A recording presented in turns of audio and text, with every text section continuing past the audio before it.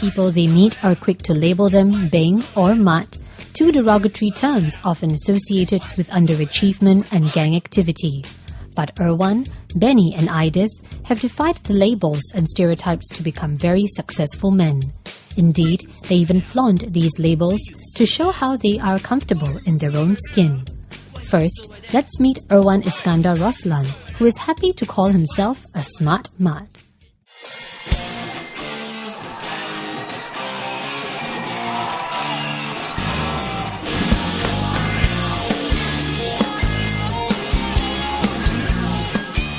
He loves jamming on the electric guitar with his rock band Pulse. He also plays soccer and hockey regularly.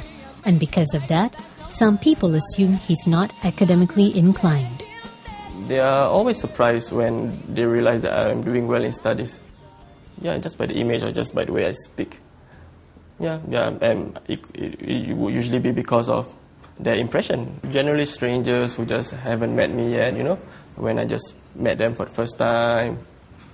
When we talk to each other, starting, they would just talk as if I'm a mud and so on, like the normal things. As in, the other party could be someone who is intellectual and so on. But once they realize that I'm a bit different, then the way they talk suddenly changes. The way they talk, they start to talk about recent events and so on, and my views or political views or whatsoever and so on. And in between that transition, they will definitely show a shocked face and so on. Are you sure? Wow! Then they'll be very surprised and their tone change. From maybe condescending to something like adulating or so on, something like that. Irwan graduated from the National University of Singapore with first-class honours in chemistry, and it often comes as a surprise to others, including his postgraduate scholarship interviewer. During my scholarship interview, I actually received a fellowship from NUS to pursue my PhD. There was an interview with a professor, and he asked me, why should we give you the fellowship rather than other people? So talk about yourself. So I tell them I'm in a band, I played soccer and so on, and my results show that it's good.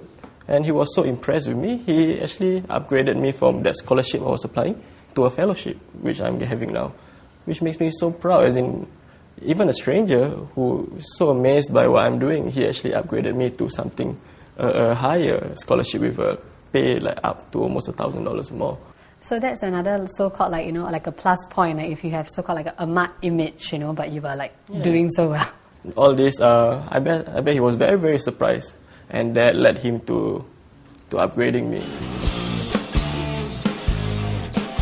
To fund his passion for music, Irwan has been giving tuition since he was 16, and the money he makes over the years, all $8,000, goes to paying for his 4 guitars, a 30-watt amplifier, guitar effects, and maintenances.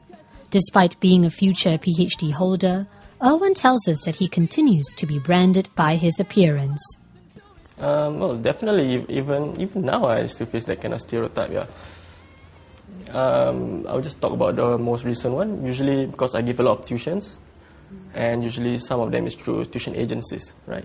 So these parents have not met me at all for the first time. So when they meet me for the first time, you can actually see they're a little bit worried, since they're spending so much money on the kids and so on. But rest assured, after a while, I show that I'm worth what I'm paid for. Indeed, Irwan's story is an example of how you shouldn't judge a book by its cover. But what if your appearance comes along with a criminal record? Up next, founder of 18 Chefs, Benny CTO, who was a former drug addict, lets us in on his story.